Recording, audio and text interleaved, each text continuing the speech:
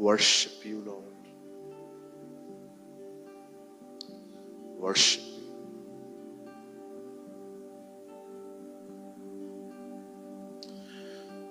पिता, हम आज की शाम यीशु के नाम में आपके पास आते हैं।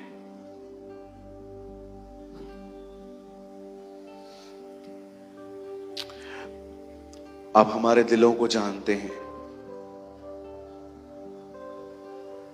यह मीटिंग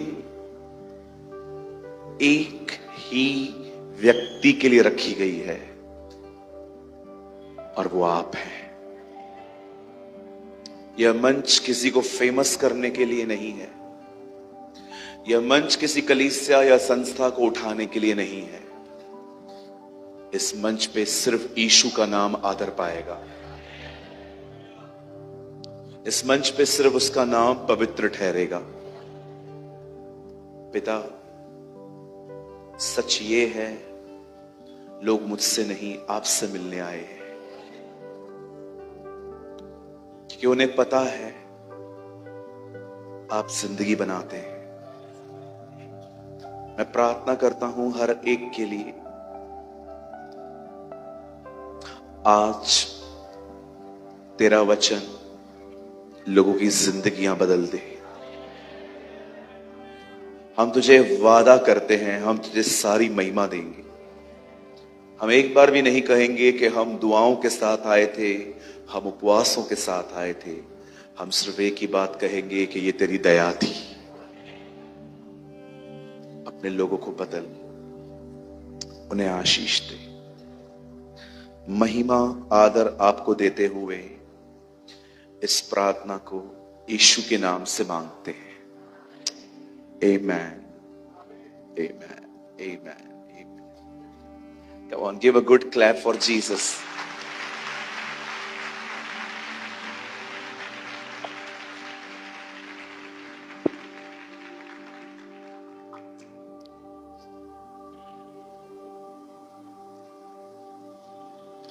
Okay, कितने लोग खुश हैं?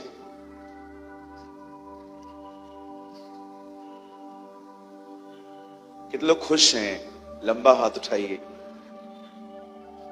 Okay, all happy? 6-7 लोग खुश हैं। यस, 1, 2, 2.5, 3.5, 4। चलिए, लेट सुनते हैं आप लोग थोड़ा। ओके, कहिए अपने पास वाले से, आज प्रभु आपसे बात करेंगे। Yes. Amen.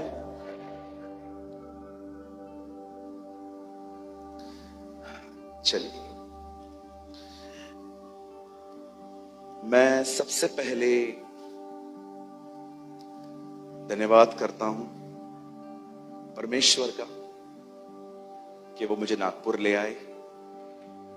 और मैं सेकेंडली बहुत धन्यवादी हूं पास्टर अनूप के लिए, जिन्होंने मुझे इनवाइट किया ताकि मैं नागपुर के अपने भाई बहनों के साथ संगति कर सकूं।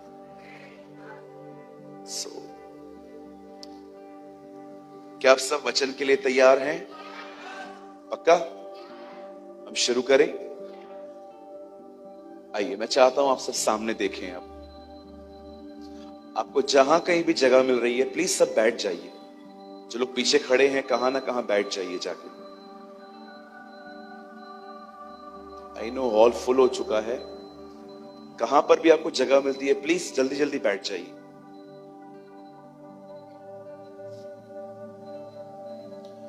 और अपने फोन को बंद कर दीजिए।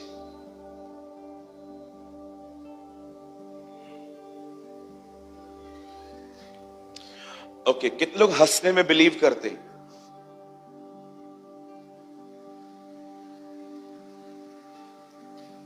कितने लोग हंसने में बिलीव करते हैं? हंसने में कितने लोग को लगता है हंसने से अभिषेक चला जाता है?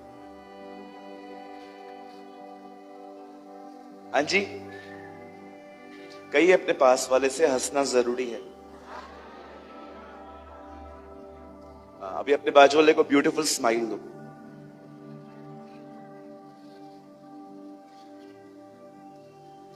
एक दिन मैं अपने चर्च में प्रीच कर रहा था कि पतरस की सांस को प्रभु यीशु ने चंगा किया। पढ़ा है आपने? और प्रचार करने के बाद कुछ समय के बाद लिखा है, पतरस ने इसी यीशु के लिए कहा, मैं इसे नहीं जानता, नहीं जानता, नहीं जानता। मैंने अपने कलीसिया के बच्चे को बुलाया, मैंने कहा आज का मीटिंग आपने सुना? बोला हाँ मामा पूरा सुना। मेरे चर्च के बच्चे मुझे मामा बोलते। मैंने बोला आपने मीटिंग सुनी बेटा? बोला हाँ मैंने पूरी मीटिंग सुनी मामा। मैंने कहा क्या लर्न किया, क्या सीखा? तो मुझे बोलता है मैंने ये लर्न किया कि पतरस ने इनकार किया। मैंने कहा क्यों इनकार किया? मुझे लगा वो कहेगा कि वो डर गया। मैंने बोला बता क्यों इनकार किया? तो बोलता है सांस को चंगा करोगे तो और क्या करेगा। ऐसे भी लोग हैं। बोला मामा सांस को चंगा करेगा तो और क्या करेगा, वो इनकार ही तो करेगा। मैं आप में से हर एक को कहना चाहता हूं आपकी सांस अच्छी है। ओके, आज घर जाके उनको बोलो, उनको फेथ नहीं आएगा लेकिन बोलो हालेलुया। क्या आप सब तैयार हैं? चलिए, मुझे हंसते हुए चेहरे बहुत पसंद आते हैं। मैं हमेशा पास्टर्स को बोलता हूं खड़ूस लोगों को पीछे बिठाया करो, हमेशा पीछे, जो लोग हंसते नहीं हैं। और कभी कभी आपने देखा होगा ना, पहली रो में भी ऐसे लोग बैठे रहते हैं।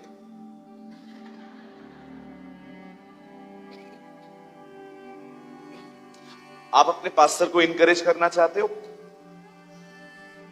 आप हर कोई ना कोई तो कलीसिया में जाते होंगे ना, आप अपने पास्टर को इनकरेज करना चाहते हो? जब भी जैसे ही प्रीचिंग स्टार्ट होती है ना, उसको एक अच्छी सी स्माइल दिया करो, राइट? न कि ऐसा। कुछ लोग प्रीचिंग नहीं देते, हंसते नहीं है, क्या देते हैं? यॉर्निंग देते है ना, कि जल्दी पूरा करो। धन्य है वे जो छोटा प्रचार करते हैं, वे फिर से बुलाए जाएंगे, है ना? धन्य है वे जो छोटा प्रचार करते हैं, वे फिर से बुलाए जाएंगे। लेकिन मेरा प्रचार छोटा नहीं होता है, बहुत बड़ा होता है। तो तैयार हैं? ओके, कितने लोग 12 बजे तक बैठेंगे मेरे साथ? वाह, बिल्कुल नहीं बिठाऊंगा, क्योंकि फिर आपका खाना भी हमें अरेंज करना पड़ेगा और वो हम करेंगे नहीं। चलिए चलिए, मैं चाहता हूं आप सब सामने देखें। अब आप जानते हैं चर्च आने का पर्पस क्या होता है? What is the purpose? हम कलीसिया क्यों जाते हैं? मैं ये बात इसीलिए कह रहा हूं क्योंकि मैं जानता हूं इन दिनों में चर्च जाने के पर्पस बहुत बदल चुके हैं। कलीसिया जाने के उद्देश्य जो है ना, उद्देश्य, पर्पस, वो चेंज हो चुके हैं। आप में से हर एक को राइट पर्पस में आना है। मैं वचन को 15 मिनट के बाद चालू करूंगा, लेकिन मुझे यह समझाने दीजिए, अदरवाइज के बाद जो मैं आपको समझाऊंगा ना, आपको कुछ भी नहीं समझ आएगा। चर्च जाने का पर्पस क्या होता है? क्यों हम कलीसिया जाते हैं? उसका कारण क्या है? मैं आपको बताना चाहता हूं आजकल चर्च जाने के रीजंस क्या हो चुके हैं। पहला रीजन, क्योंकि मैं एक मसीह हूं। आप समझे नहीं? जीसस से वास्ता नहीं है, मैं मसीह हूं इसलिए जाता हूं।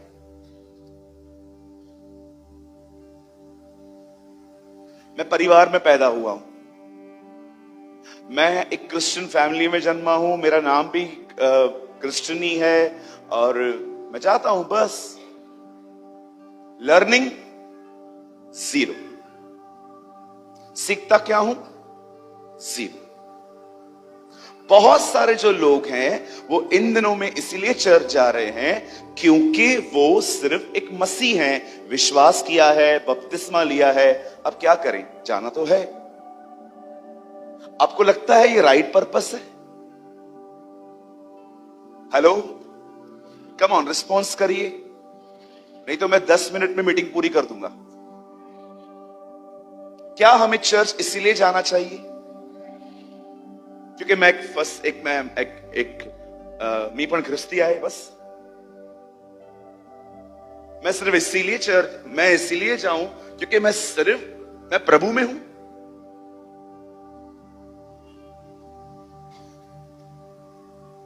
मैं बहुत सारे लोगों को जानता हूं चर्च जाएंगे और उनसे पूछो, ब्रदर आप चर्च गए थे? हाँ मैं गया था। कैसा था मीटिंग? जबरदस्त। अरे जबरदस्त, अमेजिंग था। अच्छा, वचन क्या था? वचन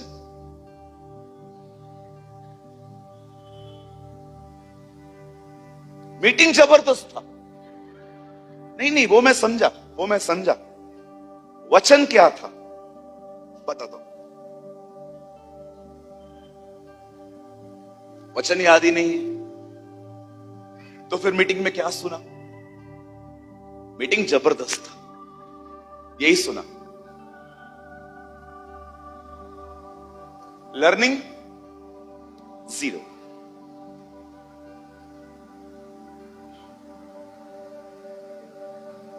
दूसरा रीजन, मैं चर्च इसलिए जाता हूं क्योंकि मेरी वहां सेवकाई है। मुझे सेवा नहीं दोगे मैं नहीं आऊंगा। मुझे सेक्रेटरी बनाओ, मुझे चेयरमैन बनाओ, मुझे डायरेक्टर बनाओ, मुझे ट्रेजरर बनाओ, मुझे क्वायर में खड़ा करो, मुझे पास्टर बनाओ तो मैं चर्च आऊंगा, अदरवाइज मैं नहीं आऊंगा। मैं ऐसे बहुत लोगों को जानता हूं जो चर्च में इसीलिए आते हैं क्योंकि उनको पोजीशन है। क्या ये सही है? दूर दूर तक यीशु नहीं दिख रहा। एक कहता है मैं इसीलिए आता हूं क्योंकि मैं प्रभु में हूं, दूसरा कहता है मैं इसीलिए आता हूं क्योंकि मुझे कुछ काम दिया गया है। तीसरा, कुछ लोग चर्च क्यों आते हैं? मैं सारे पास्टर्स को बोलता हूं, अगर आप यहां पर एक पास्टर हैं, अंकल मैं आपका लड़का हूं ऐसा समझो। आपको अपने चर्च की खोई हुई भेड़ों को वापस बुलाना है ना, खाली एक काम करो, एक रविवार को अनाउंसमेंट करो कि अगले रविवार खाना है।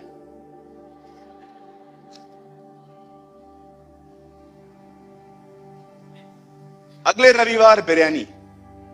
विश्वास करो जो भी चले गए हैं ना, मैं और मेरा घराना, यहोशू कहता है वो सेवा करेगा, ये लोग खाना खाएंगे। विश्वास कीजिए कुछ लोग चर्च में इसीलिए भी आते हैं क्योंकि चर्च के खत्म होने के बाद लंच प्रोवाइड होता है। मैंने अपनी आंखों से देखी है ये बात। क्या ये सही है? एक कहता है मैं इसीलिए आता हूं क्योंकि मैं प्रभु में हूं, दूसरा कहता है मैं इसीलिए आता हूं क्योंकि मेरी पोजीशन है, तीसरा कहता है मैं इसीलिए आऊंगा क्योंकि मेरी चर्च बिरयानी खिलाती है। आप विश्वास कीजिए कुछ लोग इसीलिए भी आते हैं चर्च में। पॉल कहता है क्या खाने पीने के लिए तुम्हारे घर नहीं?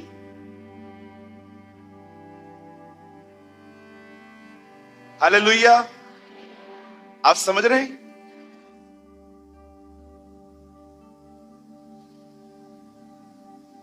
चौथे, कुछ लोग पता है चर्च क्यों आते हैं आजकल?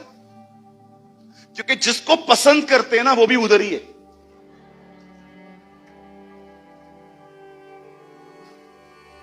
बिल्कुल, सिर्फ गर्लफ्रेंड और बॉयफ्रेंड की बात नहीं हो रही है, दो सहेलियां भी हो सकती है, दो भाई भी हो सकते हैं। बारिश पड़ेगी ना, एक दूसरे को कॉल करेंगे, चलें? अरे छोड़ना यार, अगले रविवार को चलेंगे। ठीक है चल, मैं भी नहीं जा रहा हूं। मतलब तुम कलीसिया प्रभु के लिए नहीं आते हो, तुम इसलिए आते हो क्योंकि वो तुम्हारा फ्रेंड है। ये पर्पसेस हैं चर्च आने के आजकल। इतना इतने बिगड़े हुए हैं हम लोग।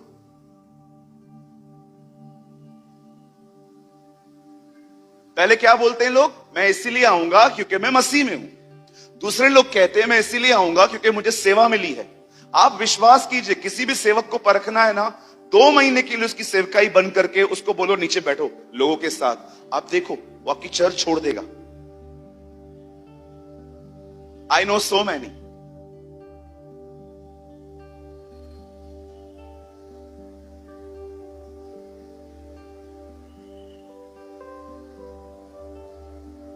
भाई 5 साल से इंडिया घूम रहा हूं, इतना नहीं पता चलेगा? हाँ, 29 किंगडम्स में गया हूं मैं, from Kashmir to Kanyakumari, from Nagaland to Gujarat. मुझे इतना नहीं पता चलेगा कि आजकल मोटिव्स क्या है। मेरे भाइयों, मेरी बहनों, ये सारे रॉन्ग रीजंस हैं चर्च आने के। इनमें से बाहर आओ। चर्च इसीलिए नहीं आया जाता, चर्च एक ही व्यक्ति के लिए आया जाता है और वो है जीसस, सिर्फ यीशु मसीह। और किसी कारण से कलीसिया नहीं जाना चाहिए। हम एक ही वजह से आते हैं और वो है प्रभु यीशु, जिसने मेरे लिए अपना जीवन दिया, जिसने मेरे लिए अपना खून बहाया। उर्दू बाइबल कहती है वो मेरे लिए लानती ठहरा, वो मेरे लिए श्रापित बना। उसके लिए आइए, उसके वचन के लिए आइए। वर्शिप देखनी नहीं है, वर्शिप करनी है। कुछ लोग वर्शिप देखते रहते, चांगला मस्त वर्शिप करते हैं। नहीं नहीं नहीं सिस्टर, ब्रदर, वर्शिप देखने के लिए मत आइए, वर्शिप में पार्टिसिपेट लीजिए। वर्शिप देखने वाली चीज नहीं है। मैं बहुतों को देखता हूं वर्शिप में आंखें खुली रहेंगी, इधर उधर देखते रहेंगे, कौन डांस कर रहा है कोई नहीं। आप ऐसे मत करिए। अगर आप यहां आए हैं तो ब्रदर जब गा रहे हैं उनके साथ साथ गाइए, ताकि आप भी उसकी उपस्थिति में पाए जाएं। आमेन। कुछ लोग वर्शिप में कंप्लेन निकालते, बताऊं कंप्लेन? पास्टर आज वर्शिप में मजा नहीं आया। मुझे एक बात बताओ, आपको किसने कहा वर्शिप आपके मजे के लिए? बोलिए। वर्शिप में भी आपको मजा चाहिए। वर्शिप आपके लिए हो रही है क्या? हम आपके लिए क्या गा रहे हैं? राज्य पराक्रम महिमा तेरा है। हेलो, बोलो बाजू वाले को, वर्शिप हमारे लिए नहीं हो रही है। हाँ, कुछ लोग कहते हैं वर्शिप में मजा नहीं आया। क्यों मजा आए वर्शिप में? वर्शिप आपके मजे के लिए थोड़ी है। वर्शिप हम इसीलिए करते हैं वो मजा करे, वो आनंद करे। Don't be a self centred person. हमें हर जगह पे एक ही बात दिखती है, मुझे क्या मिलेगा। सर अपने आप सीन से निकलो ना सर। कभी निकलोगे आप कभी जाओगे? वो कभी आएगा। अर्नेस्ट मॉल कहते थे, अगर आराधना करते समय तुम्हें लोग दिखाई दे रहे हैं तो तुम आराधना में अब तक आए ही नहीं हो।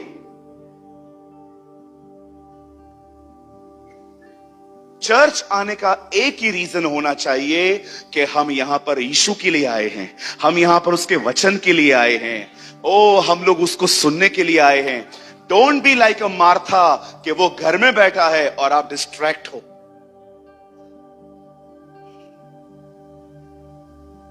Don't be like a Martha. Martha की तरह मत बनो कि वो घर में बैठा हुआ है लेकिन आप कहीं और हो। Be like a Mary. अगर वो घर में आया है, उसके पैरों पे बैठो, उसको सुनो।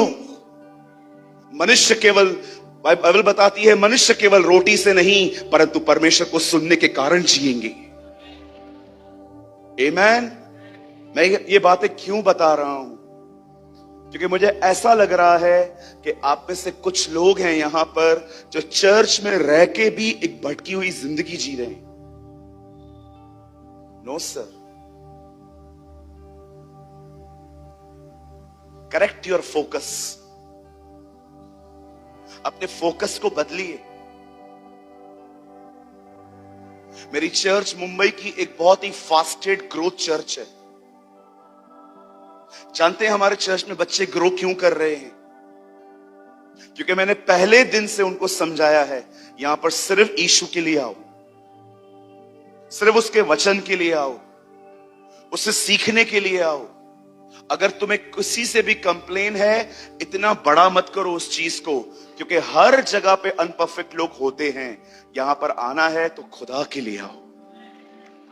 मैं आपको भी कहना चाहता हूं, डोंट बिलीव कि एक ब्रदर सूरज प्रेमानी है भारत में जो अच्छा प्रचार करता है। मैं आपको कहना चाहता हूं, अगर आप अपने पास्टर के प्रति पॉजिटिव बनो ना, और उसको वो जो कहते हैं उसको सुनो ना, बिलीव मी, आप एवरी संडे नागपुर में ब्लेस्ड हो सकते हो। Honour your pastor, respect your pastor, उनके प्रति पॉजिटिव रहिए। और फिर से कहता हूं, आज इतनी बड़ी भीड़ यहां पर है। अब देखिए, कुछ लोग बेचारे खड़े हैं, उनको बैठने की जगह नहीं है, कुछ जमीन पे बैठे हुए हैं यहां पर। मैं आपसे एक रिक्वेस्ट करता हूं, ये जो 3 दिन जो सभा रखी गई है, आज फर्स्ट डे है, कल सुबह हम फिर से मिलेंगे, फिर शाम को मिलेंगे, फिर परसों भी मिलेंगे, फिर शाम को मिलेंगे। प्लीज कहिए अपने बाजू वाले से, हम सिर्फ यीशु के लिए आएंगे। और मैं आपसे वादा करता हूं, अगर आप सिर्फ उसके लिए आएंगे, वो आपको आत्मा से भर के यहां से भेजेगा। आमेन। चर्च आने का पर्पस क्या होना चाहिए? कहिए जीसस, कहिए जीसस, कहिए यीशु। Yes, he is a centre. वही तो सारी बातों का केंद्र बिंदु है। आमेन। वही सर्कल है, वही गोल है। आमेन। सब कुछ उसके द्वारा और उसके लिए है। वो था, वो है, वही तो आने वाला है। वही इस कलीसिया का मस्तक है, वही इस घर का मालिक है, वही मुर्दों में से जिंदा होने में पहलोठा है। आमेन।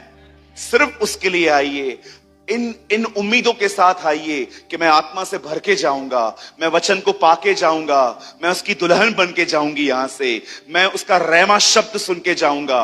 हो सकता है इन सभाओं में वो आपको दिखाई दे। आमेन। Come for Jesus. एक ऐसा समय था जब मार्टिन लूथर रोमन कैथोलिक कलीसियाओं से बहुत डिस्टर्ब थे। He was very disturbed.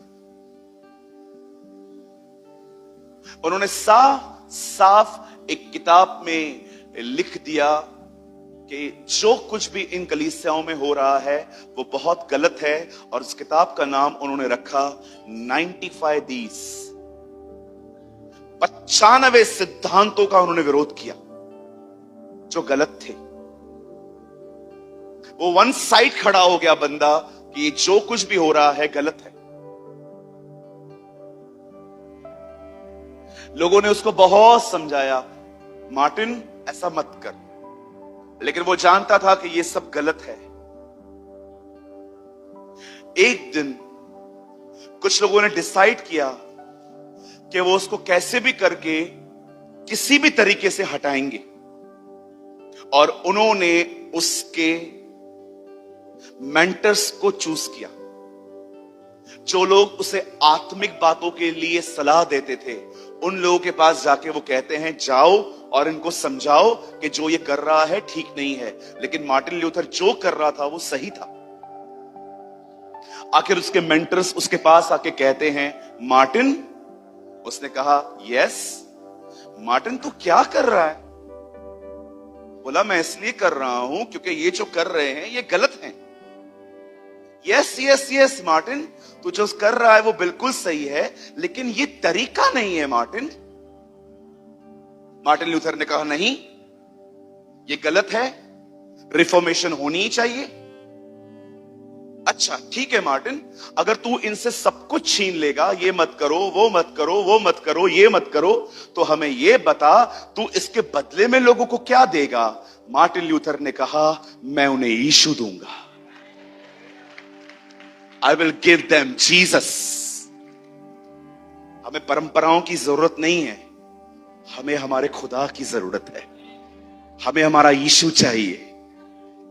मैं आपको कहना चाहता हूं मेरे भाइयों मेरी बहनों, यीशु के साथ रहना सीखो, उसके साथ खाना खाना सीखो, उसके साथ पानी पीना सीखो, उसके साथ चलना सीखो, उसके साथ सोना सीखो, उसके साथ उठना सीखो।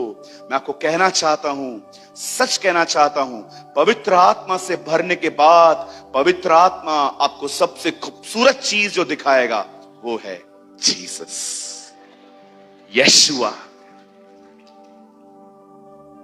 हालेलुया। यह वह नाम है जो कोविड-19 से बहुत बड़ा है, यह वह नाम है जो कैंसर से बड़ा है, यह वो नाम है जो HIV से बड़ा है। और मैं आपको बताना चाहता हूं मेरे भाइयों मेरी बहनों, उसके साथ जीना ही जिंदगी है। जब उसका नाम लिया जाता है ना तो आपके हार्ट में बबलिंग होनी चाहिए। Oh, they are talking about Jesus. वो देखो, वो लोग यीशु के लिए बात कर रहे हैं। कितने लोग हैं मुझे बताइए, जब आप उसका नाम सुनते हैं तो आपको बबलिंग होती है। अगर नहीं हो रही है ना तो मैं आपको लिख के दे सकता हूं, something is wrong with you, you are so, आप बहुत ठंडे हो चुके हैं। अदरवाइज अगर आपको उसका नाम सुनने के बाद ऐसे कुछ होता नहीं है अंदर में कि ओ वो यीशु के लिए बात कर रहे हैं, चुप करो, सुनो, वो यीशु के लिए बात कर रहे हैं। आमीन। क्या आप सब तैयार हैं? कहिए अपने बाजू वाले को, अब ब्रदर यीशु के लिए बोलने वाला है कुछ। क्या हम यीशु के लिए जोरदार ताली बजा सकते हैं?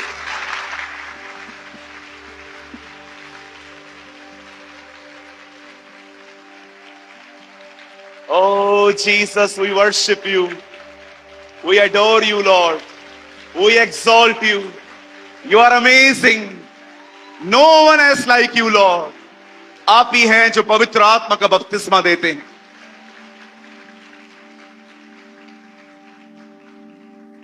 आमीन। वही हमारा पहला और सच्चा प्रेम है।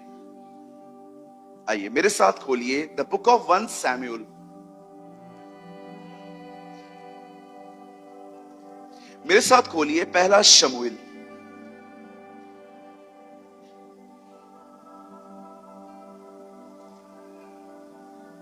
बाइबल लाए हैं सब? ओके, पहला शमूएल खोलिए। मिलेगा। जो लोग रोज पढ़ते हैं ना बाइबल, उनको मिल जाएगा। जो लोग सिर्फ संडे संडे बाइबल खोलते हैं, आपको थोड़ा टाइम लगेगा, है ना। बहुतों का बाइबल चिपका हुआ रहता है ना। आइए सब खोलिए पहला शमूएल 30 अध्याय।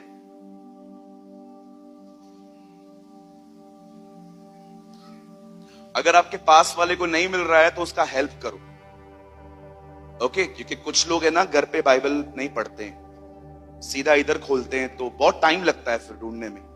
अभी भी मैं बोलूंगा ना कुछ लोग को सपना की किताब खोलो, आप बोलोगे सपना की किताब तो हम लाए ही नहीं है। नहीं, वो बाइबल में ही है। सपने आपको ऊपर मिलेगा, वो बोलेगा आपको मैंने 2 पेज लिखा, आपने वो भी नहीं पढ़ा। क्या उत्तर दोगे उसको? मती को तो बोलोगे 28 अध्याय थे, इसको क्या बोलोगे बेचारे को? सपना मिलेगा आप लोग को, देखना। वो बोलेगा खाली मैंने 2 पेज लिखा, आपने वो भी नहीं पढ़ा।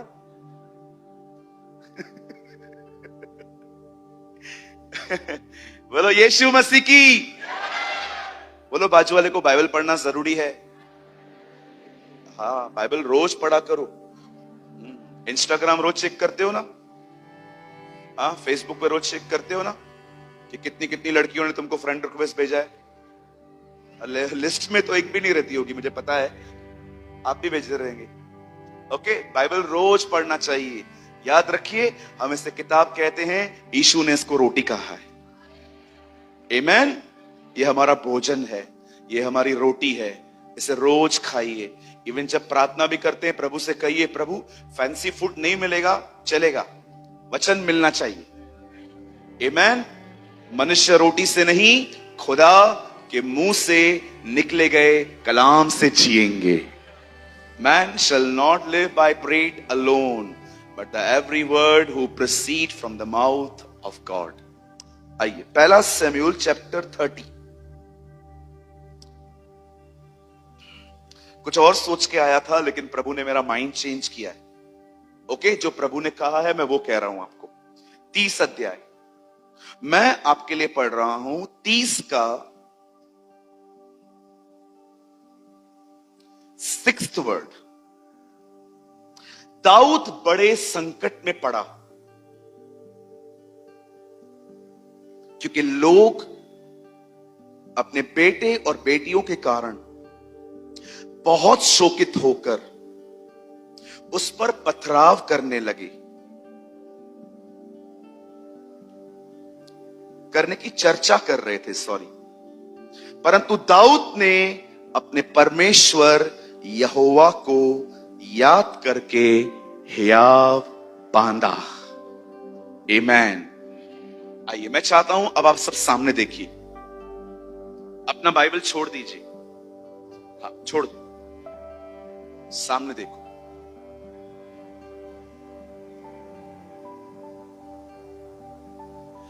जो पैसेज हमने पढ़ा वो एक ऐसा पैसेज है बाइबल का जहां पर दाऊद एक बहुत बड़ी डिफिकल्टी में दिखता है, वो एक बहुत बड़े संकट में पड़ा है। क्या संकट है?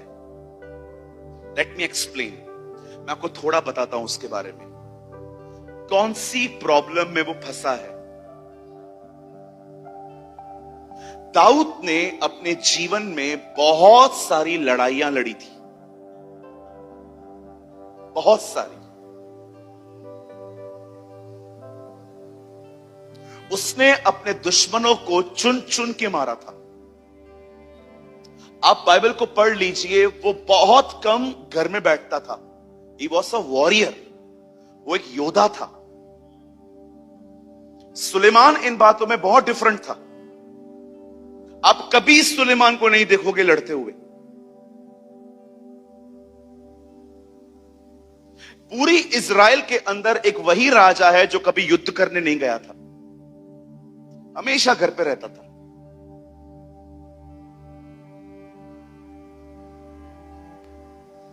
इवन बाइबल बताती है वो खुदा के मंदिर में भी नहीं जाता था। जिस दिन मंदिर का पहला दिन था, उसी दिन इनॉग्रेशन डे, लास्ट डे,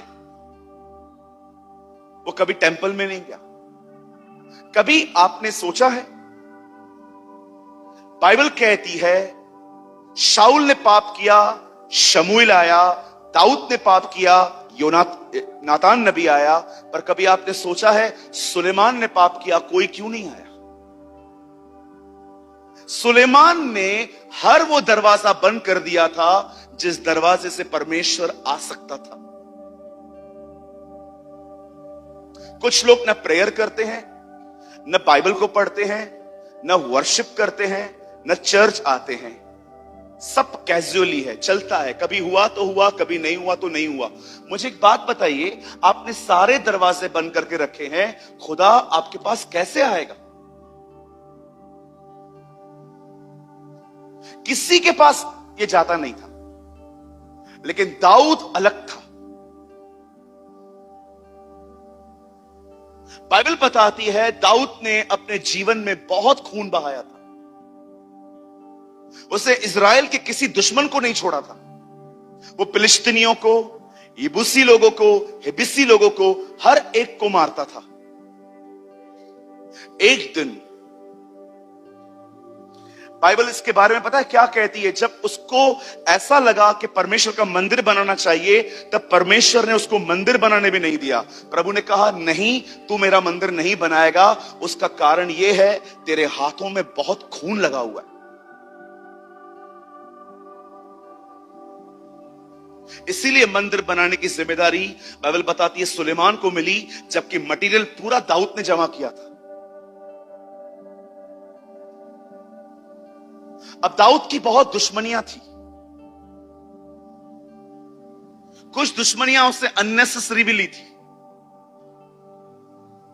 एक ऐसा समय आया जब बाइबल बताती है दाऊद एक जगह पे गया अपने लोगों के साथ, और पीछे उसके दुश्मन आए और उन्होंने उनके परिवारों को और उसके साथ जितने भी लोग थे उनके घरों को लूट लिया, और उनके बच्चों को, उनकी बीवियों को बाइबल बताती है वो किडनैप करके लेके चले गए। अब दाऊद वापस आया है और दाऊद ने अपनी आंखों से देखा कि कैसे नगर जला हुआ पड़ा है और सब कुछ चला गया है। और बाइबल बताती है दाऊद वहां पर इतना रोया कि उसके बाद उनको रोने की ताकत ही नहीं बची। और लोगों ने दाऊद की वजह से, उन लोगों ने आपस में बात की, डिस्कस किया, ही is a cause of everything. सारी जड़ ये लड़का है, ये आदमी है, इसकी वजह से हम लोग सफर कर रहे हैं। सारे लोगों ने आपस में बात की, उन्होंने कहा he is the cause of everything, यही जड़ है सब बातों की। और लिखा है जैसे ही उन्होंने डिसाइड को याद करना, बार बार परमेश्वर इस्राएलियों को अपना व्यवहार याद करवाता था। क्या तुम नहीं जानते मैं तुम्हारा वही परमेश्वर हूं जो तुम्हें मिस्र से ले आया।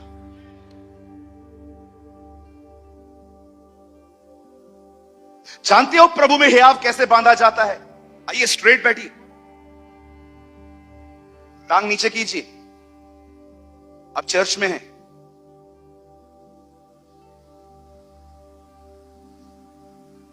कैसे प्रभु में हियाव बांधते हैं? 8 साल हुए, किसी से काउंसलिंग नहीं ली है मैंने, बाइबल पढ़ता हूं बस। पवित्र आत्मा मेरा सहायक है, विश्वास कीजिए वो मुझे इंकरेज करता है, वो मुझे उत्साहित करता है।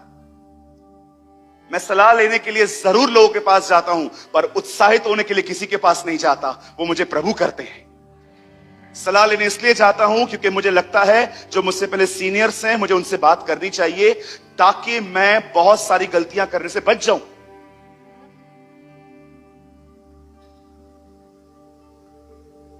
प्रभु में हियाव कैसे बांधते हैं? सबसे पहले याद करो कि परमेश्वर आपको कहां से लाया, और सेकंड थिंग, आपको पता होना चाहिए कि परमेश्वर ने आपसे क्या वादे किए हैं बाइबल के अंदर, उसकी क्या प्रतिज्ञाएं हैं आपके साथ। अगर आप देख रहे हो ना, आपका परिवार अब तक प्रभु में नहीं आया है, शैतान बार बार उनका व्यवहार आपको दिखाएगा। शैतान को कहिए, नहीं शैतान, मैं देखी हुई बातों पर विश्वास नहीं करता, मेरा विश्वास है मेरा परिवार बचाया गया है।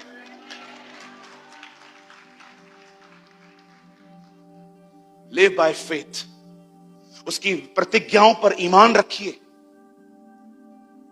आपने देखा हमारा परमेश्वर प्रतिज्ञाओं का परमेश्वर है। पुराने नियम में पिता प्रतिज्ञा करता था, बेटा आएगा, बेटा आया, उससे प्रतिज्ञा दी, पवित्र आत्मा आएगा, और अब वही पवित्र आत्मा प्रतिज्ञा दे रहा है, वो हमें बादलों पे लेने आएगा।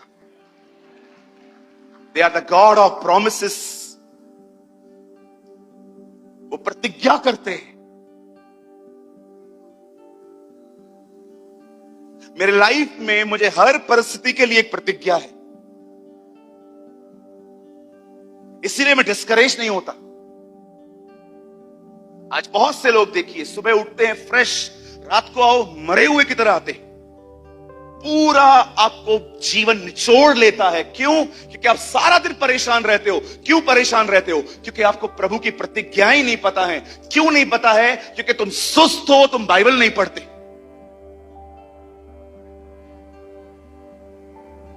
मैं पढ़ता हूं, रोज पढ़ता हूं, नींद खराब करके भी पढ़ता हूं, नींद आती है फिर भी पढ़ता हूं, चाय पी के पढ़ता हूं। मैं सुबह भी बता रहा था, मैं अभी भी कहता हूं, दीदी भैया उद्धार फ्री है, उन्नति के लिए कीमत चुकानी पड़ेगी। सिर्फ मीटिंग में आने से कुछ नहीं होगा, यहां से जाने के बाद कुछ करना पड़ेगा। कमरे बंद करके परमेश्वर को ढूंढना पड़ेगा। एक ऐसी जनरेशन बनिए जो मेहनती हो, जो हार्डवर्क करे। आपने देखा एलियाजर ने क्या कहा प्रभु से? प्रभु मैं प्रार्थना करता हूं जो भी लड़की इसहाक के लिए रखी गई है वो सीधा आके कहे, क्या मैं तेरे ऊंटों को पानी पिलाऊं? आप जानते हो ऊंट ग्लास और बोतल में पानी नहीं पीता, हजारों लीटर एक साथ पी लेता है। हजारों लीटर पिलाने के लिए बहुत मेहनत लगती है। एलियाजर एक्चुअली प्रभु से यह कह रहा था, मैं दुआ करता हूं इसहाक की बीवी हार्ड वर्कर हो।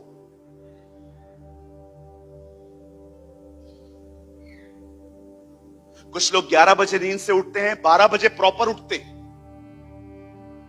देखा है आपने? 11 बजे उठाओ, हेलो हाँ हाँ हाँ, 11:30 तक भी आंखें बंद रहती है। 11 बजे नींद से उठेंगे, 12 बजे प्रॉपर उठेंगे। प्रॉपर बोलो, प्रॉपर। कैसे चलेगा? पूछो बाजू वाले को, कैसे चलेगा? कल नौकरी मिलेगी, कैसे जाओगे? हाँ,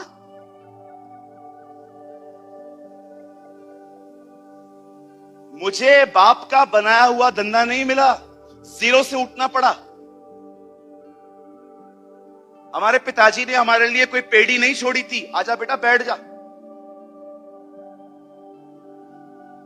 या वी कॉल पेड़ी। कुछ नहीं मिला था।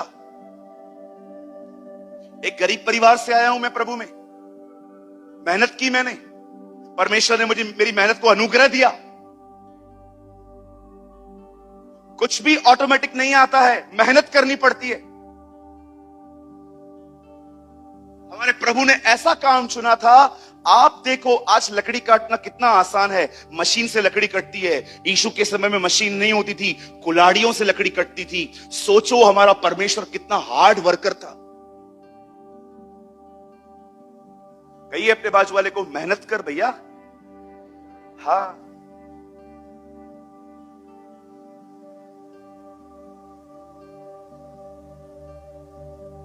हालेलुया।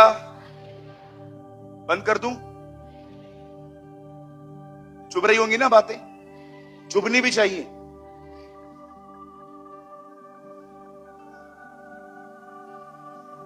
सत्य बोलने से कभी मत डरो, इससे डरो कि सत्य नहीं कहा तो कितने लोग भटक जाएंगे।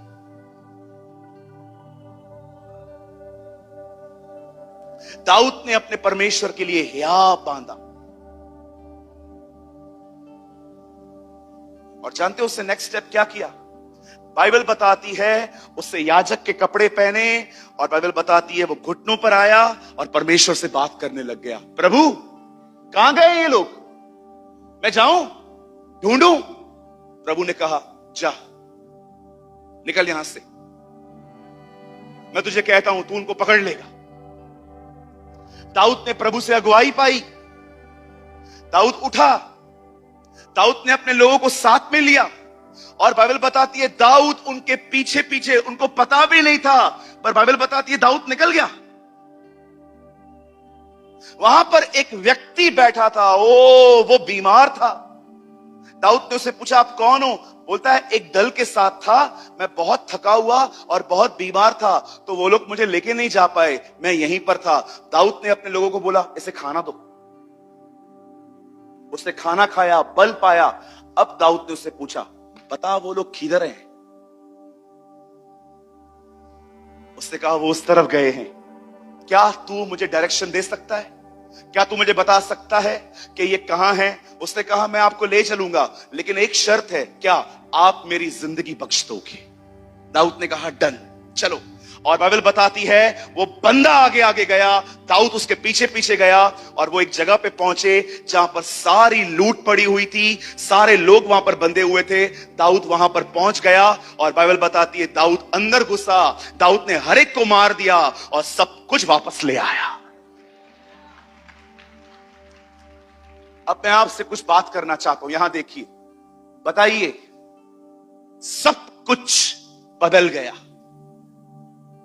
दाऊद सब का सब लौटा ले आया, पर दाऊद की शुरुआत कहां से हुई लौटा लेने की? पता है कैसे हुई?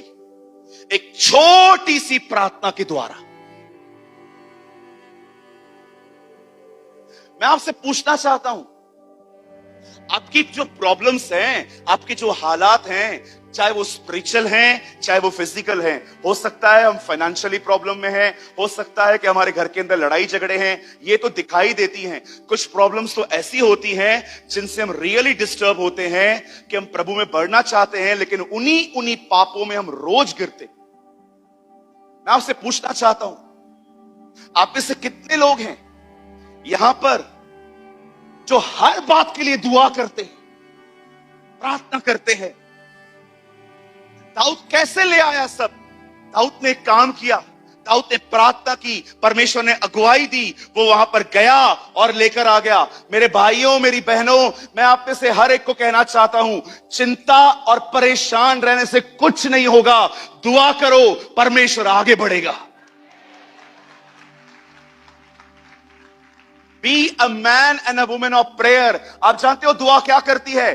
बाइबल बताती है मूसा ने प्रार्थना की, इजरायली युद्ध जीतते थे। नेहम्याह ने प्रार्थना की, उसे छुट्टियां मिल गई। यहोशापात ने प्रार्थना की, पवित्र आत्मा एक व्यक्ति पे उतरा और उनके युद्ध जीत गए। ओ बाइबल बताती है दानियल ने प्रार्थना की, स्वर्गदूत वहां से निकलते थे। यीशु दुआ करता था, लोग मुर्दों में से जिंदा हो जाते थे। मैं आपसे पूछना चाहता हूं, क्या आप एक दुआ करने वाले व्यक्ति हैं? Are you a prayer warrior?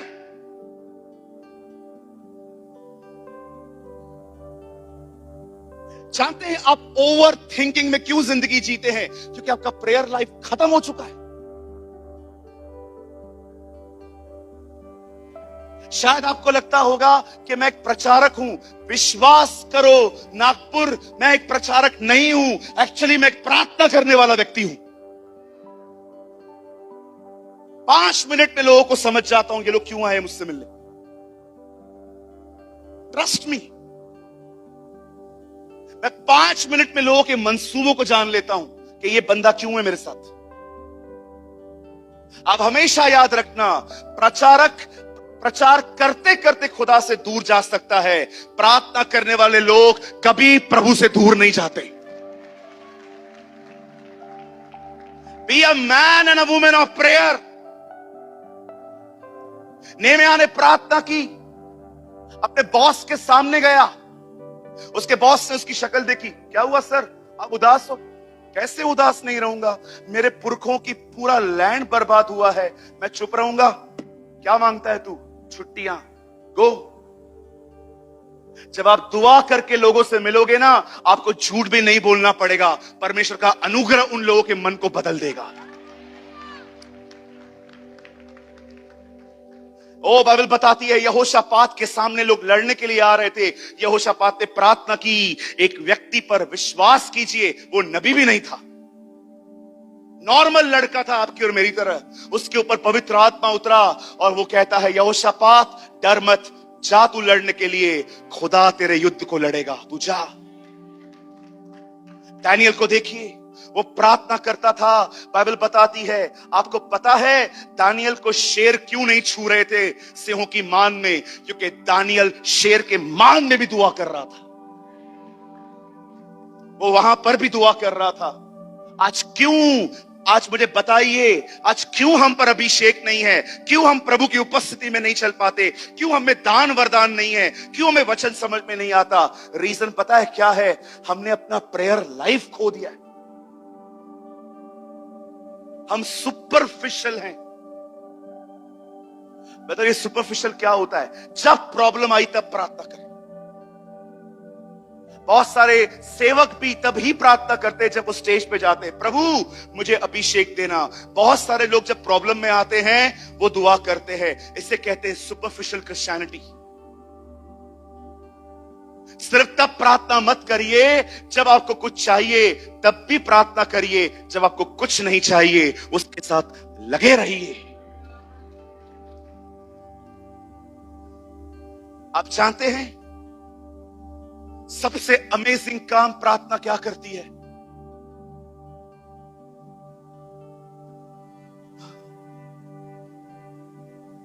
मैं आपको सच कहता हूं,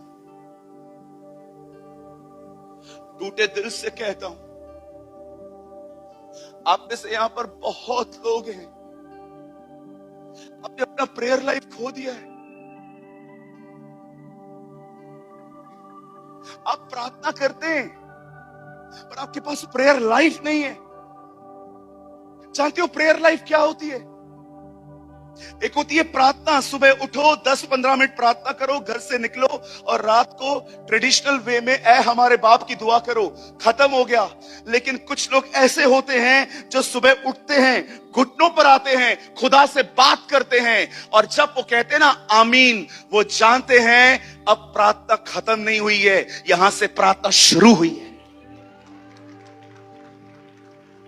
वो परमेश्वर से बात करते रहते हैं। ओ, जब वो अकेले रहते हैं मुंह खोल के बात करते हैं, जब पब्लिक में रहते हैं तो मन में बात करते हैं। इसे ही कहते हैं निरंतर प्रार्थना। आप मीटिंग पूरी करते हैं ना, क्या बोल के करते हैं? पिता का प्रेम, प्रभु यीशु मसीह का अनुग्रह, पवित्र आत्मा की सहभागिता। पिता ने प्रेम किया, पुत्र भेजा, पुत्र ने प्रेम किया, अनुग्रह दिया, और अनुग्रह में पवित्र आत्मा मिला, और पवित्र आत्मा ने क्या दिया है? अन्य भाषा। बाइबल बताती है सहभागिता। मैं टंग्स के खिलाफ नहीं हूं। अगर आपके पास अन्य भाषा है तो बोला करो, किसी गधे के बोलने पे बंद मत करो। They are spiritual donkeys, hypocrites. प्रभु की कलीसिया को तोड़ते हैं ये लोग। अगर आपके पास अन्य भाषा है, बोला कीजिए। अंकल केनेथ ही हैगिन जब अन्य भाषा बोलते थे, अंधी आंखें खुलती थी, बीमार चंगे होते थे, दुष्ट आत्माएं निकलती थी। 2000 साल पहले पौलुस कहता है, किसी को अन्य भाषा बोलने से मत रोक। मतलब उस समय भी लोग कहते थे मत बोलो।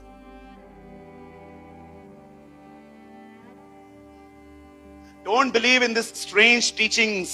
पतरस कहता है, अंतिम समयों में हर दिन नए नए पाखंडों का उद्घाटन होगा। Read it. वो कहता है लास्ट डेज में हर दिन कैची लेके रोज नई नई हिपोक्रेसी आएगी। कभी मदर यरूशलेम, कभी यहोवा विटनेसेस, कभी क्या कभी क्या।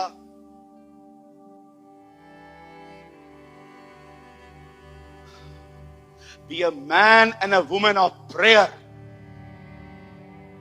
अपना समय बर्बाद मत करो लोगों से गप्पे मारने में, कुछ एनर्जी नहीं बचेगी। अपना एनर्जी खुदा में लगाओ, दुआ में बैठो। जानते हो दुआ क्या करती है?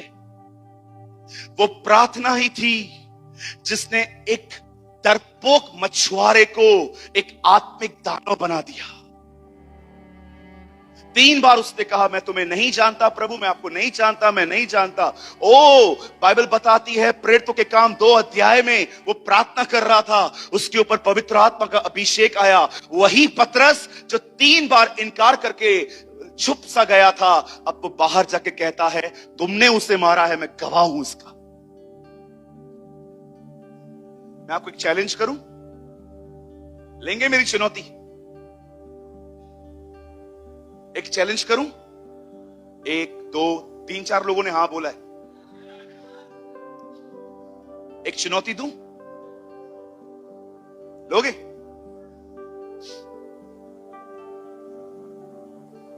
एक यहूदी को प्रभु में लेके आके देखो।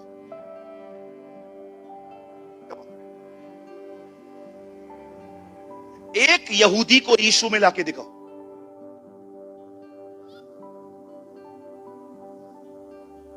चलो दिखाओ, जाओ इजराइल जाओ, मैं टिकट निकाल के देता हूं, ठीक है? वापस आके पैसे दे देना।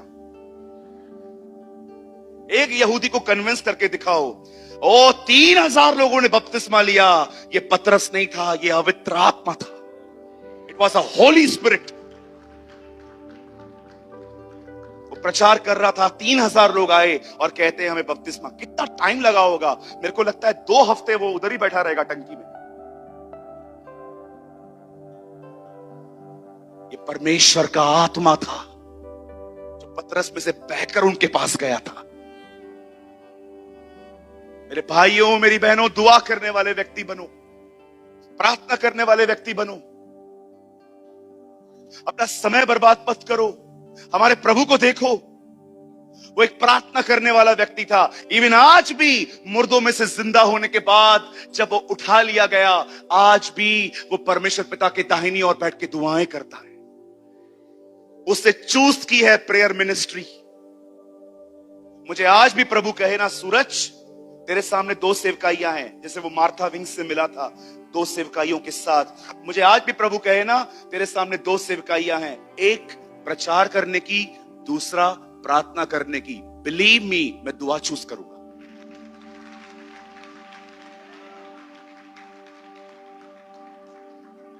तू दुनिया में रहना है ना, दुनिया अंदर थोड़ी लेनी है। प्रभु ने कहा, याद रखिए, बाइबल बताती है उसने हमें संसार से चुना ताकि संसार को हमारे अंदर से निकाले।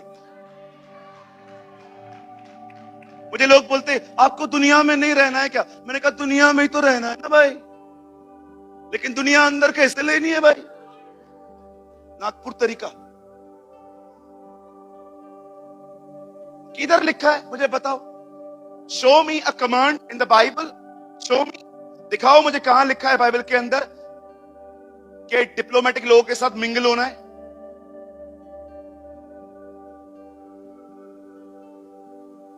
कभी उसके बाद किसी ने मुझे नहीं समझाया। बुजुर्ग आके बोलने लग गए, इतना बड़ा व्यक्ति आया था तुझसे मिलने के लिए, तू बात क्यों नहीं कर रहा था? मैंने कहा काका बकवास तो कर रहा था, ओनली बंकस।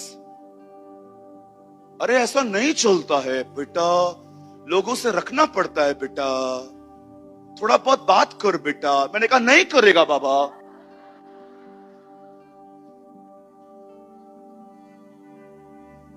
नहीं बेटा, दुनिया में रहना है। मैंने कहा काका दुनिया में रहना है, दुनिया अंदर थोड़ी लेनी है। बोट को देखो, पानी में रहती है, पानी में चलती है, पानी अंदर नहीं लेती वो, क्योंकि जिस दिन पानी अंदर आएगा वो डूब जाएगी।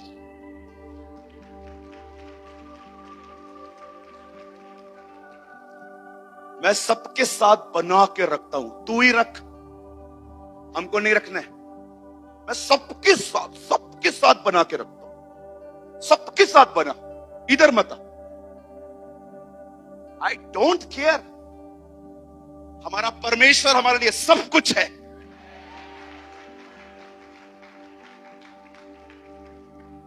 मेरे भाइयों मेरी बहनों, याद रखना, जिस दिन उसका हाथ तुम पर आएगा, तुम्हें किसी को बटरिंग करने की जरूरत नहीं पड़ेगी।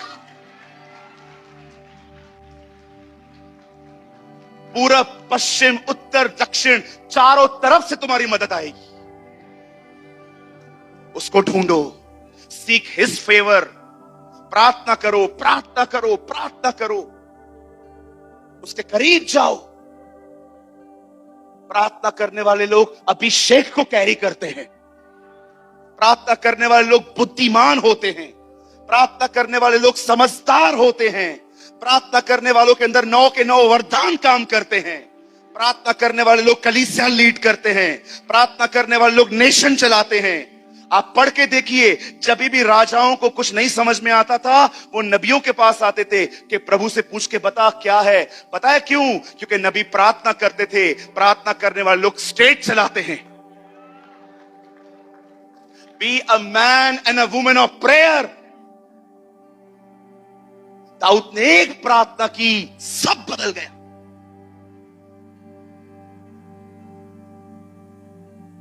मैं किसी को मस्का नहीं मारता हूं, बटरिंग करना आता ही नहीं है हमको।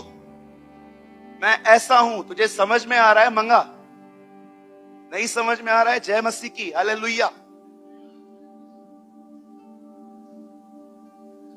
भविष्य में आप कभी भी प्रचारक बनो ना, एक माइंड सेट रख लेना कि ये लोग आपको दोबारा बुलाने वाले तो हैं नहीं। सच बोल दिया करो एक ही मीटिंग में।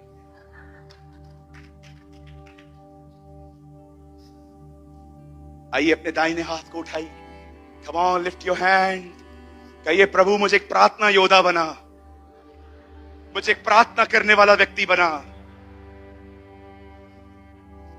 Oh, amen. Amen. Come on, give a good clap for Jesus.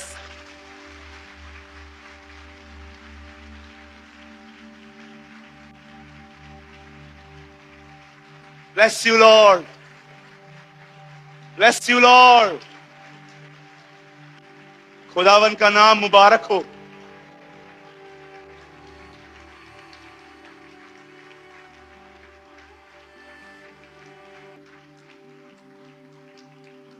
ओ मैं बिलीव करता हूं आप में बेदारी आना शुरू हो चुकी है। B a man and women of prayer. दुआ करने वाले व्यक्ति बनो। जहां खड़े रहोगे उधर चर्च बनेगा। परमेश्वर बहता है उन लोगों में से जो प्रार्थना करते हैं। परमेश्वर बहकर दूसरों के पास जाएगा आपके द्वारा।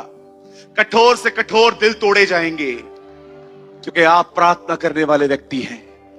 बात करिए उससे, उसको बताइए आप कहां से गुजर रहे हैं। आपकी फीलिंग्स बदलती हैं, आपका मूड स्विंग होता है, सब कुछ उसे बताइए।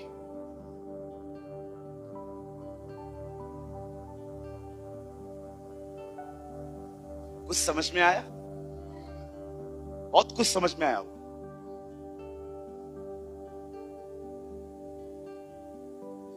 दुनिया में रहना है, दुनिया के साथ नहीं रहना है, दुनिया को अंदर नहीं लेना है। किसी किसी को समझाता हूं मैं, मत करो भाई, क्यों मिंगल होते हो। ओ आई फील कि जैसे यीशु ने मुझे गले लगाया है। Thank you Lord, thank you Jesus, I worship you. हमारी हर एक वीडियोस का यह पर्पस होता है कि आप हर एक वीडियो से कुछ ना कुछ सीखें। और आपने इस चैनल पे आपने सूरज पेरवानी सर की वीडियोस को देखा, जिनका एक ऑफिशियल चैनल है जीसस इज लाइफ, आपने कभी न कभी जरूर देखा होगा। उनके चैनल पर जो परमेश्वर के प्रति जो परमेश्वर के वचन होते हैं वे बताए जाते हैं, बहुत ही गहराई के साथ बताए जाते हैं। और उनका हर वचन 1 से 1.5 घंटे का होता है। तो मैं भी उनकी वीडियोस को वॉच करता हूँ, देखता हूँ और उनकी वीडियोस से मैं सीखता हूँ। और जब मैं उनकी वीडियोस को देखता हूँ तो मुझे बहुत इंपॉर्टेंट मैसेजेस भी देखने को मिलते हैं, जो कि उन प्रीचेस के बीच में या फिर कहीं बीच में देखने को मिल जाते हैं। तो मैंने सोचा कि उनके वीडियोस से जो इम्पोर्टेंट मैसेजेस हैं मैं आपके साथ शेयर करूं, जो कि 20 मिनट 30 मिनट के होंगे। मैं उनकी 1.5 घंटे 1 घंटे की वीडियोस में से 20 से 30 मिनट की जो इम्पोर्टेंट मैसेज वाली सीरीज है मैं आपके साथ शेयर करता हूं। तो आई होप आपको ये सीरीज अच्छे लगते होंगे, आप इनसे कुछ ना कुछ सीखते होंगे। मैं नहीं कहता कि सूरज पेरवानी सर की 1.5 घंटे की वीडियोस में केवल 20 से 30 मिनट ही इम्पोर्टेंट मैसेज होता है। मैं केवल इतना कहना चाहता हूं कि उनका हर एक वर्ड जो परमेश्वर की ओर से होता है बहुत इंपॉर्टेंट है और हमारे जीवन में रोल प्ले करता है। लेकिन हम उन बहुत ही सारे के सारे पॉइंट्स इंपॉर्टेंट है, बट उनसे भी ज्यादा इंपॉर्टेंट जो पॉइंट होता है मैं आपके साथ शेयर करता हूं और आप इस चैनल पे उन वीडियोस को देखते हो। आप चाहो तो मेरे चैनल पे जाकर इस चैनल पे जाकर काफी सारे वीडियोस देख सकते हो, जो कि सूरज पेरवानी सर के मैसेजेस हैं, जो परमपिता परमेश्वर के वचन हैं, आपको वहां पर देखने को मिल जाएंगे और बहुत ही गहराई के साथ सूरज पेरवानी सर ने आपके साथ शेयर किया है। मेरी आशा है कि आप ये वीडियोस देखकर ब्लेस होते होंगे, क्योंकि इन वीडियोस पर इस चैनल पर काफी कुछ कमेंट्स आते हैं, जिसमें कुछ लोग कहते हैं, ज्यादा नहीं कहते, बस 1-2 लोग का मैसेज मुझे ऐसा देखने को मिला, वो ऐसा कमेंट करते हैं कि दूसरे के मैसेजेस को कॉपी क्यों करते हो और अपने चैनल पे अपलोड करके उसे अपना बनाते हो, अपना कहते हो। तो मेरा उनको केवल यही रिप्लाई है, क्योंकि परमपिता परमेश्वर का वचन सभी के लिए है और हमारा काम है परमपिता परमेश्वर के वचनों का प्रसार करना और लोगों तक पहुंचाना, चाहे वो किसी के भी द्वारा कहे गए हो, चाहे वो किसी के द्वारा प्रचार किए गए हो। लेकिन हमें केवल इतना करना है कि हमें उन वचनों को, परमपिता परमेश्वर के जो वचन है, उन्हें लोगों तक पहुंचाना। हमारा केवल यही उद्देश्य है कि परमपिता परमेश्वर का वचनों का किसी न किसी तरीके से प्रचार होना चाहिए। वो चाहे हम खुद प्रचार करें या फिर कोई भी प्रचार करे, अगर हम उन प्रचार को लोगों तक पहुंचा रहे हैं तो इसमें कोई भी गलत बात नहीं है, इसमें कोई भी बुरी बात नहीं है। हमारा काम है केवल परमपिता परमेश्वर के वचनों का प्रसार करना, उन परमपिता परमेश्वर का कार्य करना, और इसके अतिरिक्त हमें कुछ नहीं सोचना। और जितने लोग ऐसा सोचते हैं, मेरे हिसाब से, मेरे अनुभव के हिसाब से, जैसा मैंने समझा है उसके हिसाब से, ये वचन देखने नहीं आते और ये वचन देखकर भी इन्हें कोई फायदा नहीं होने वाला, क्योंकि उन्हें इन बातों में दिलचस्पी है कि कौन किसका क्या कॉपी कर रहा है, कौन कैसे काम कर रहा है, कौन वचन बता रहा है, कौन वचन नहीं बता रहा है। केवल उन्हें इन्हीं बातों से मतलब है। उन्हें इस बात से मतलब नहीं है कि वचन उन तक पहुंचा, उनको इस बात से मतलब है कि वचन किसके द्वारा पहुंचा। वचन से उनको मतलब नहीं है कि वचन हमारे पास आया, वचन क्या है क्या नहीं है, क्या सिखाता है, उनसे उसको कोई मतलब नहीं है। लेकिन उनको इस बात से पूरा मतलब है कि वचन किसके द्वारा आया है, कौन कर रहा है, कैसे आया है, उनको इससे मतलब है। क्या आया है, वचन में क्या आया, उनसे उनको मतलब ही नहीं है। तो ऐसे लोगों को मैं केवल यही रिप्लाई देना चाहूंगा कि वो इन बातों पर ध्यान ना दे। अगर आप तक परमेश्वर की वीडियोस पहुंचते हैं, ज्ञान के वीडियोस पहुंचते हैं, तो आप उन्हें देखें, उनसे ज्ञान प्राप्त करें और परमेश्वर के ज्ञान में बढ़ें, और इसके अतिरिक्त वो कुछ ना करें। लेकिन अगर वो इससे ज्यादा कुछ करते हैं तो परमेश्वर के लिए यह ग्रहण करने के योग्य नहीं होगा। और वो वीडियो देखेंगे, आधा घंटा, 1 घंटा, जो भी समय देंगे, उनका समय देना व्यर्थ हो जाएगा। वचन कहता है कि हम जो करें पूरे मन से करें। फरीसियों को यीशु मसीह ने सीधे सीधे कह दिया कि ये लोग तो केवल फालतू के टाइम वेस्ट करते हैं, परमपिता परमेश्वर की आराधना उपासना करते हैं जो कि व्यर्थ है। मजाक करते हैं ये लोग, इन लोग की आराधना प्रार्थना मैं स्वीकार नहीं करूंगा, क्योंकि इनके मन मुझसे दूर हैं। ये आते तो मेरे पास हैं, लेकिन इनका मन, इनकी सोच, इनका जो हृदय है वो मुझसे दूर है। और परमपिता परमेश्वर ने कहा मन से दीन बनो, मन के शुद्ध बनो। मन मन मन हर जगह परमपिता परमेश्वर ने मन को प्राथमिकता दी है। और जब यीशु मसीह ने कह दिया कि फरीसियों के मन उनसे दूर है, तो वो कैसे परमेश्वर के पास हो सकते हैं, कैसे वो यीशु मसीह के नजदीक हो सकते हैं। इसलिए अगर हमें परमपिता परमेश्वर की उपस्थिति में चलना है, परमपिता परमेश्वर के कार्य को करना है, तो हमें इन बातों पर ध्यान नहीं देना। कौन क्या कर रहा है, कैसे कर रहा है, क्या कर रहा है, इस बात पे ध्यान नहीं देना है। हमें इस बात पे ध्यान देना है कि वचन क्या है, वचन क्यों है, वचन कैसे है, मेरे जीवन में वचन कैसे लागू होगा। अगर ये वचन मेरे पास पहुंचा है तो मैं इन वचनों पर कैसे चल सकता हूं, और अगर मैं नहीं चल सकता तो क्यों नहीं चल सकता। फिर जाकर इन सभी रीजंस को दूर करो, और जब रीजंस दूर हो जाएंगे तो फिर आप परमपिता परमेश्वर के वचन में ऑटोमेटिकली ही ग्रोथ करोगे, ऑटोमेटिकली ही बढ़ते जाओगे, और इसमें कोई भी गलत बात नहीं है। सो आई होप आपने इस वीडियो के शेयर किए जाने के पर्पस को आपने समझा होगा। तो आज की वीडियो को हम यहीं तक रखते हैं, मिलते हैं नेक्स्ट वीडियो में आप सभी को। जय मसीह की, प्रेज़ द लॉर्ड।